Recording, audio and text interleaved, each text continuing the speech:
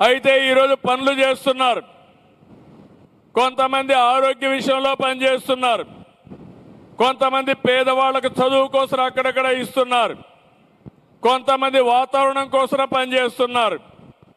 కానీ ఈరోజు నేను ఆలోచించిన విధానం ఇది డబ్బులతో పరిష్కారం అయ్యేది కాదు. మనసు పెట్టి పనిచేస్తేనే పరిష్కారం అవుతుంది. ఈరోజు ఇక్కడికి వచ్చినప్పుడు మీరు ఒక విషయం గుర్తుపెట్టుకోవాల్సింది, ఒక 2-3 ఎగ్జాంపుల్ చెప్తాను.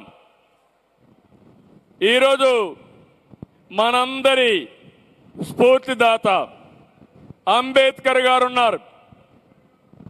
అంబేద్కర్ గారికి తెలివి ఉంది, 12వ సంతానం. కానీ ఆయనకు అనుకూలమైన వాతావరణం ఆ రోజు లేదు. అంటరానితనం ఉంది, అవమానాలు ఎదుర్కొన్నాడు. కానీ పట్టుదలను వదులుకోలేదు. అలాంటి సమయంలో ఎవరో ఒకరు అండగా ఉండాల్సిన బాధ్యత కూడా ఉంటుంది. ఆ సమయంలో మీరు చూస్తే ఇతనిలో ఉండే మేధాశక్తిని గుర్తించి సాయాజీరావు మహారాజుని బరోడా రాజు ఆయనకు అండగా నిలుస్తాడు. అండగా నిలిచి ఆర్థికంగా కూడా సహాయం చేస్తాడు. ఆయన మీరు చూస్తే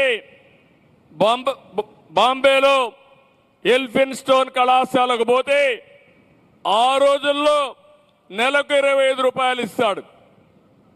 ఆయన లండన్కు పోయి చదువుకోవాలంటే ఆ రోజుల్లో $11 నెలకిస్తాడు.